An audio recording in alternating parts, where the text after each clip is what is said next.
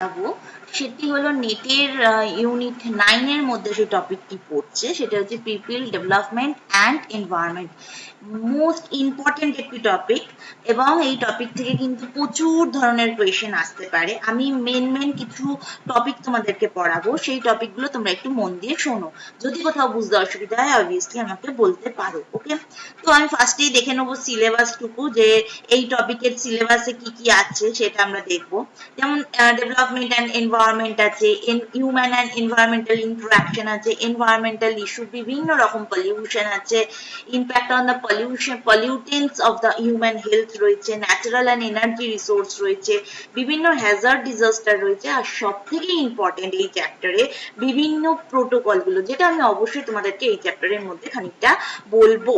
ঠিক আছে, so let's start. শুরু করে দিই তো আজকে আমার টপিক। ফার্স্ট টপিক আমি যেটা পড়াবো সেটা হচ্ছে development and environment, millennium development and sustainable development goal. Obviously গোলগুলো কিন্তু পরীক্ষার সময় ভীষণভাবে আসে, যে আমি প্রথমেই যখন এনভায়রনমেন্ট বা people development and environmental chapter নিয়ে পড়াচ্ছি, তাহলে আগে আমরা জানবো যে ডেভেলপমেন্ট কি, এনভায়রনমেন্ট কি, আর পিপল তো আমরা হিউম্যান, আমরা জানি সেটা।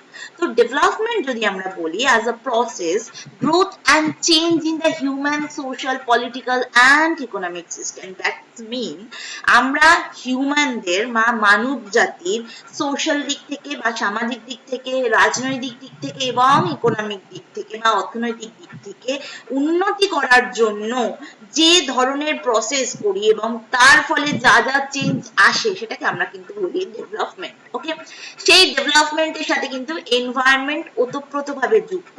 তার মেন রিজন হচ্ছে এনভায়রনমেন্ট আর হিউম্যানের মধ্যে বেশ দুটি সম্পর্ক আছে। আমরা মানে যেহেতু এনভায়রনমেন্ট নিয়ে পড়ছি, সেহেতু এই ব্যাপারটা একটুখানি ইন ডিটেল আমার জানা উচিত।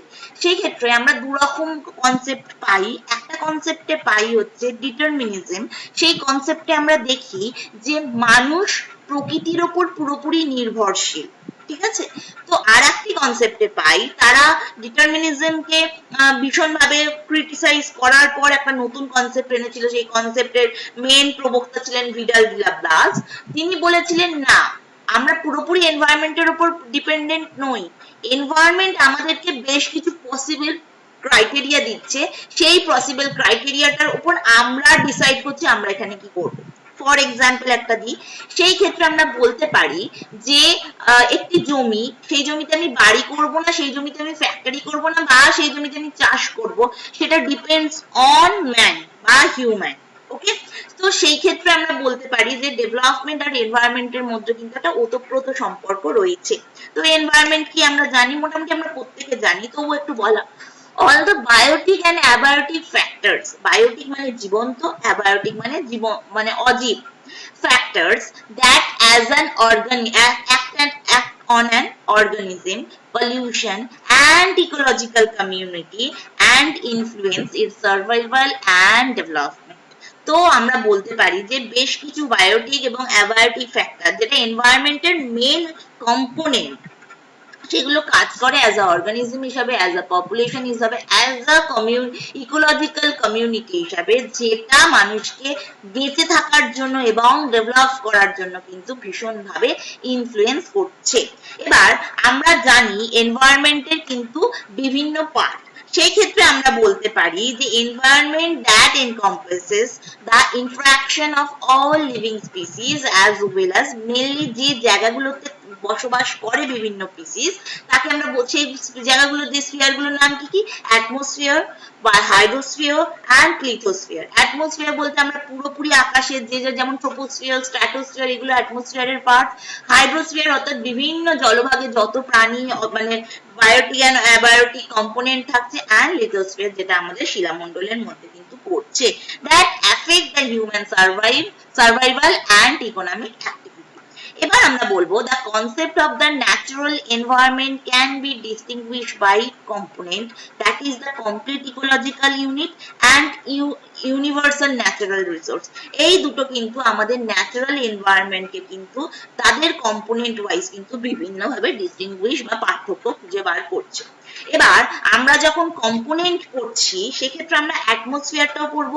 অ্যাটমসফিয়ারে যে সমস্ত গ্যাসগুলো রয়েছে যেমন nitrogen, oxygen, argon, carbon dioxide, neon, helium, methane, krypton, hydrogen, nitrous oxide, oxygen, xenon and ozone. এবার এইগুলোর পরীক্ষার সময় খুব নেটের কোয়েশ্চেনে আসে প্রত্যেকটার পার্সেন্টেজ। যেমন আমরা নাইট্রোজেন আর অক্সিজেনটা মনে রাখতে পারি, তারপর কিন্তু আমরা আর মনে রাখতে পারি না। সেক্ষেত্রে আর্গন থেকে ওজোন অব্দি কিন্তু এইগুলো মেলাতে ভীষণ ভাবে দেয়, ঠিক আছে। সো এইটা কিন্তু মোস্ট ইম্পর্টেন্ট। আমরা নাইট্রোজেন সব থেকে বেশি আছে জানি, আমরা রিলেটিভ পার্সেন্টেজটাই রেডি করব 78.08%। যদি আমরা অক্সিজেন দেখি 20.95% বলে এইভাবে প্রত্যেকটার পার্সেন্টেজ কিন্তু আমরা রেডি করে রাখবো। এছাড়া হাইড্রোস্ফিয়ারের মধ্যে যেগুলো পড়ছে মেনলি পড়ছে ocean, seas, rivers, lake, streams, reservoirs, glacier and ground water, এগুলো কিন্তু হাইড্রোস্ফিয়ার বা ওয়াটারের মধ্যে পড়ছে। দেন আসছে হচ্ছে লিথোস্ফিয়ার, সেটাকে আমরা বিভিন্ন ভাগে আমরা ভাগ করতে পারি। যেমন হচ্ছে লিথোস্ফিয়ার কনসিস্ট করে, মেনলি লিথোস্ফিয়ার কনসিস্ট করে আপার ম্যান্টেল এন্ড ক্রাস্ট। আমরা এই ক্রাস্টকে আবার দুভাগে ভাগ করতে পারি, একটা হচ্ছে কন্টিনেন্টাল ক্রাস্ট, একটা হচ্ছে ওশিয়ানিক ক্রাস্ট, ঠিক আছে। তো এই ক্রাস্টের উপরেই কিন্তু মানুষরা থাকছে, তাদের অ্যাক্সেসিবল ক্রাস্টের উপরেই। and the crust consists of the rocks and the soil, which later is the important part of the lithosphere. Obviously lithosphere এর মেইন পার্টই কিন্তু হচ্ছে ক্রাস্টের মধ্যে থাকা রকস এন্ড সয়েল, ওকে। দেন আসছে হচ্ছে বায়োস্ফিয়ার, এবং সেই বায়োস্ফিয়ারটাতে যেখানে জীবন্ত মানুষ অর্থাৎ এনভায়রনমেন্টের মেইন দুটো যে আমাদের কম্পোনেন্ট বায়োটিক এন্ড অ্যাবায়োটিক, তাদের মধ্যে ইন্টারঅ্যাকশন কিন্তু আমরা এই বায়োস্ফিয়ারের মধ্যে দেখতে পাচ্ছি। এবার চলে আসছি মোস্ট একটি ইম্পর্টেন্ট টপিক নিয়ে, সেটা হলো মিলেনিয়াম ডেভেলপমেন্ট গোল, MDGs। সেটা কবে হয়েছিল এবং তার গোলগুলো কি কি সেগুলো আমরা দেখব। এটা সেপ্টেম্বর 2000 এ হয়েছিল, following the millennium submit of the United nation. এটা ইউনাইটেড নেশন হয়েছিল এবং মিলেনিয়াম গোলগুলো মেনলি সেট হয়েছিল কি জন্য সেট হয়েছিল? to reduce extreme poverty, hunger, disease, literacy, environmental degradation, discrimination against the women through the United Nations Millennium Declarations।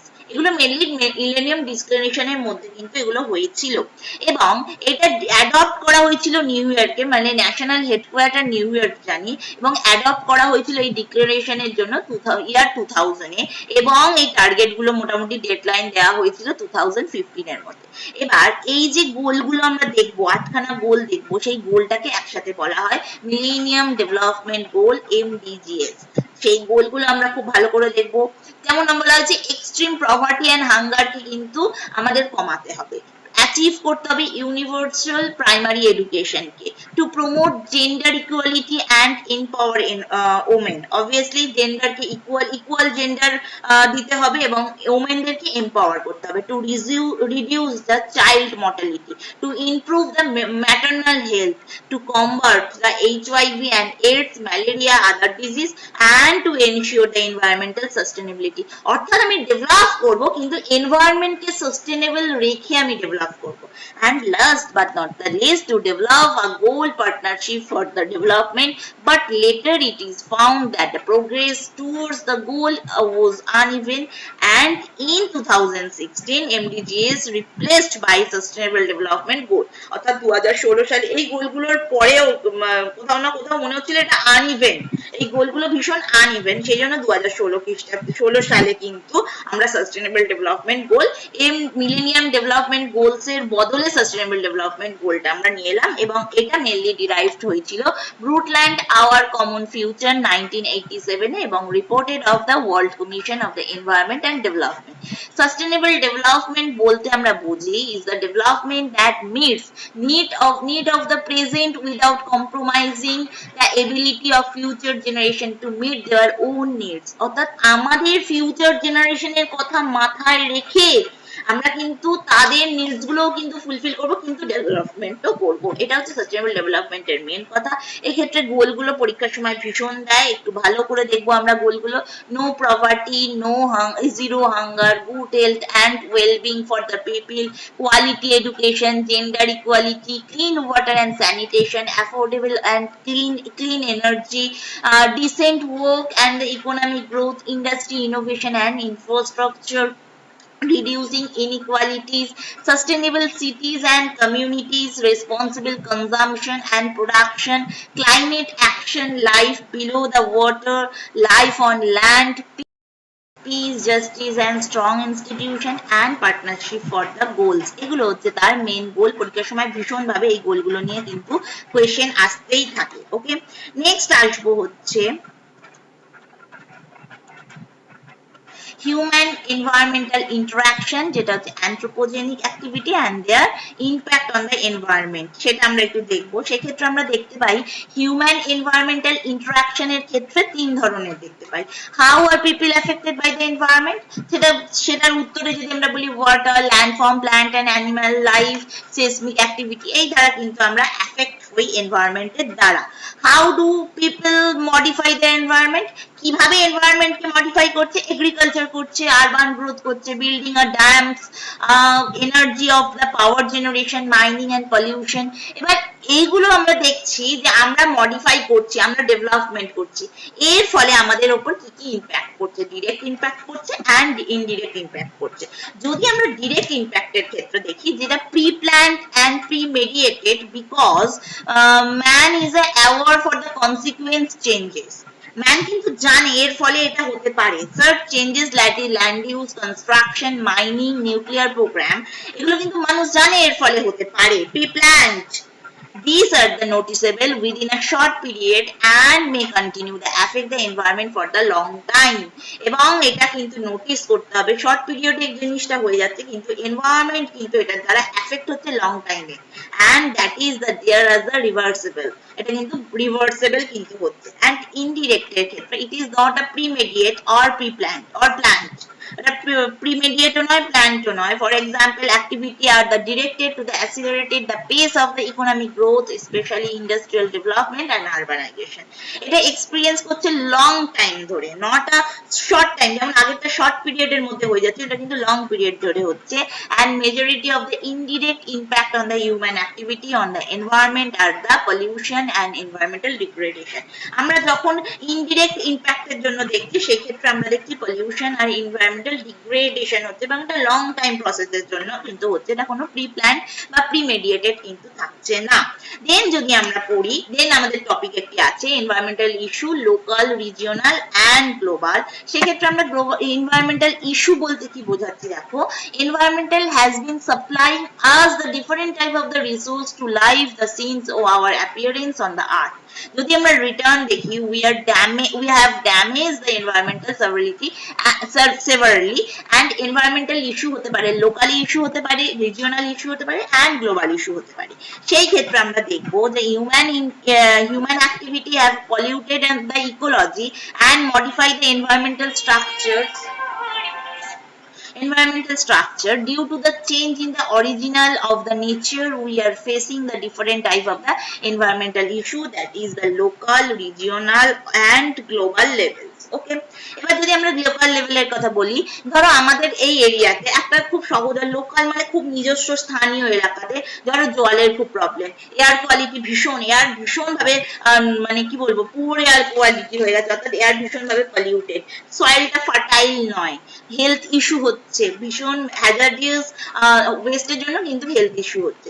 যদি রিজিওনালের ক্ষেত্রে বলি, একটা বড় রিজিয়ন জুড়ে যেটা হচ্ছে, deforestation, ডেজার্টিফিকেশন, pollution, diminishing of the fossil fuels, এগুলো আমরা দেখতে পাচ্ছি।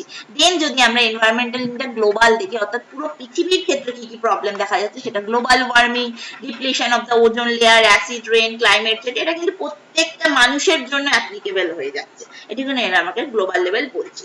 এবার আরো বেশি কিছু important pollution control legislation in India, বিভিন্ন অ্যাক্ট কত সালে হয়েছিল সেটা আমাদের কিন্তু ভালো করে মনে রাখতে হবে। Indian forest act 1927, wild life protection act 1972, water prevention and control of the pollution act 1974, the air prevention and control of pollution act, that's it 1981, the environmental protection act 1986, the national environmental tribunal act হচ্ছে 1995। প্রত্যেকটা pollution control লেজিসলেশনের act গুলো কিন্তু আমাদের মনে রাখতে হবে।